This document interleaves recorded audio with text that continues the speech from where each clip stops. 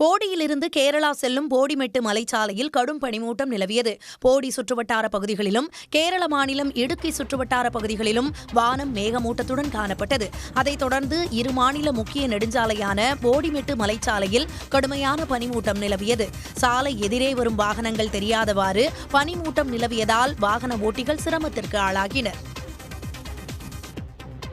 மொழிப்போர் தியாகிகள் நினைவு தினத்தை ஒட்டி திருவாரூர் மாவட்டம் மன்னார்குடியில் விடுதலை சிறுத்தைகள் கட்சியினர் மொழிப்போர் தியாகிகள் வீர வணக்கம் செலுத்தினர். பெரியார் சிலை கீழ் வைக்கப்பட்ட மொழிப்போர் தியாகிகள் உருவப்படத்திற்கு மலர் தூவி மரியாதை செலுத்திய விசிகவினர் தமிழகத்தில் ஹிந்தி திணிப்பை ஒருபோதும் அனுமதிக்க மாட்டோம் என உறுதிமொழி ஏற்றனர்.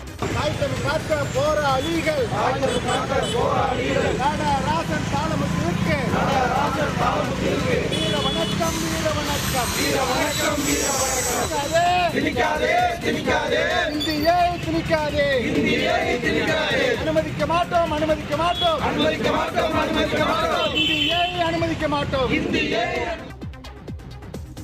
2 நாட்களுக்கு செய்தியாளர்கள் சந்திப்பு வேண்டாம் என நினைப்பதாக தாவேக நிர்வாகி கே.ஏ. செங்கோட்டையன் தெரிவித்துள்ளார்.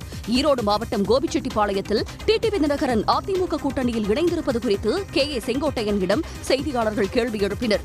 அதற்கு பதிலளித்த அவர் அது டிடிவி தினகரனின் விருப்பம் என்று தெரிவித்தார். சொல்லுவேன் இருக்காங்க. ஒரு 2 days பிரஸ் மீட் வேண்டாம் நான் நினைக்கிறேன். சிலதெல்லாம் பண்ண வேண்டி இருக்கு. அதுக்காக அது ஒரு கருத்தை மட்டும் சார் எடப்பாடியோட சேர்ந்தா தூக்குல தான் தொகுன்னு சொன்னாரு. ஆனா இன்னைக்கு அவரோட கூட்டணி சேர்த்துட்டு இருக்காங்க சார். அது அவருடைய விருப்பம். விருதுநகர் மாவட்டம் ராஜபாளையம் நகராட்சிக்குட்பட்ட முக்கிய சாலைகளில் சுற்றித் திரியும் மாடுகளால் வாகன ஓட்டிகள் மற்றும் பொதுமக்கள் கடும் சிரமத்திற்கு ஆளாகியுள்ளனர். ராஜபாளையம் நகராட்சிக்குட்பட்ட மதுரை சாலை, தென்காசி சாலை, முடங்கியார் சாலை உள்ளிட்ட போக்குவரத்து மிகுந்த பிரதான சாலைகளில் மாடுகள் கூட்டம் கூட்டமாக சுற்றித் திரிகின்றன. சாலைகளில் சுற்றித் திரியும் மாடுகளால் அடிக்கடி வாகன விபத்து ஏற்படுவதால் நகராட்சி நடவடிக்கை எடுக்க வேண்டும் என பொதுமக்கள் கோரிக்கை விடுத்துள்ளனர்.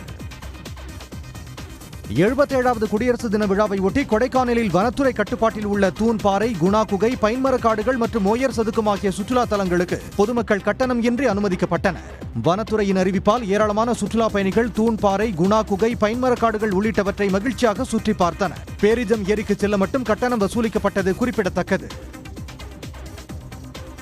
இலங்கைக்கு கடத்தப்படவிருந்த 50 லட்சம் ரூபாய் மதிப்பிலான 1800 கிலோ எடை உள்ள பீடி இலைகளை காயல்பட்டினத்தில் போலீசார் பறிமுதல் செய்தனர். ஃபைபர் படகு மூலம் இலங்கைக்கு கடத்துவதற்காக சரக்கு வாகனத்தில் கடற்கரைக்கு எடுத்து வரப்பட்ட பீடி இலை மூட்டைகளை கியூ பிரிவு போலீசார் பறிமுதல் செய்தனர். இதையடுத்து சாத்தான்குளத்தைச் சேர்ந்த சரக்கு வாகன ஓட்டுநர் கற்பக ராஜேஸ்வரையும் போலீசார் கைது செய்தனர். திண்டுக்கல் மாவட்டம் வத்தலகுண்டில் பள்ளி மாணவ மாணவிகள் விழிப்புணர்வு பேரணி சென்றனர். குடியரசு தினத்தை முன்னிட்டு தனியார் பள்ளி சார்பில் விழிப்புணர்வு பேரணி நடத்தப்பட்டது. இதில் ஏராளமான மாணவ மாணவிகள் கலந்து கொண்டனர்.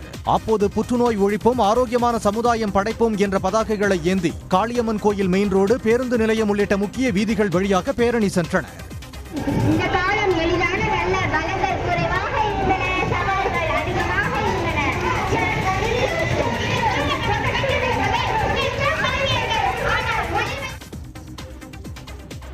தமிழகம், கர்நாடகம் இடையே உள்ள பாலாறு, சென்னம்பட்டி உள்ளிட்ட வனப்பகுதிகளில் நிலவும் வறட்சி காரணமாக உணவு மற்றும் தண்ணீர் தேடி சேலம் மாவட்டம் மேட்டூரை ஒட்டிய பாலாற்று கரையோரமாக ஏராளமான காட்டு யானைகள் முகாமிட்டுள்ளன.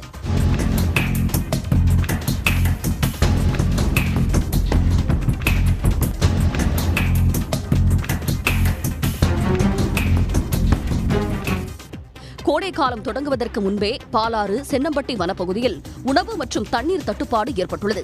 இதனால் பாலாறு கரையோரமாக முகாமிட்டிருக்கும் யானைகள் தண்ணீர் அருந்தும் காட்சிகள் வெளியாகியுள்ளன. அம்பாசமுத்திரம் வனச்சரகத்திற்குட்பட்ட மணிமுத்தாறு அருவியில் வெள்ளப்பெருக்கு ஏற்பட்டுள்ளது. அம்பாசமுத்திரம், மணிமுத்தாறு, மாஞ்சோலை, நாலுமூக்கு உள்ளிட்ட மலைப்பகுதிகளில் பரவலாக மழை பெய்தது. இதனால் மணிமுத்தாறு அருவியில் திடீர் வெள்ளப்பெருக்கு ஏற்பட்டுள்ளது.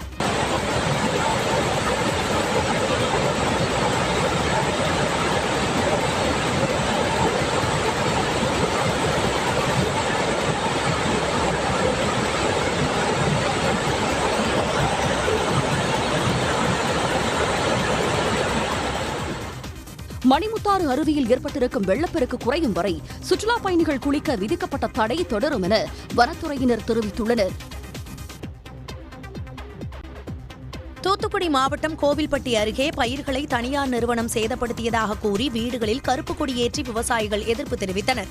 முடுக்கலாங்குளம் எனும் கிராமத்தில் விளைநிலங்களில் பயிர்களை தனியார் சோலார் நிறுவனம் சேதப்படுத்திவிட்டதாக கூறப்படுகிறது. இந்நிலையில் அந்த நிறுவனத்திற்கு எதிராக நடவடிக்கை எடுக்க வேண்டும் என்று விவசாயிகள் வலியுறுத்தியுள்ளனர். உடனுக்குடன் செய்திகளை தெரிந்து கொள்ள சன் நியூஸ் பெல் ஐகானை கிளிக் பண்ணுங்க.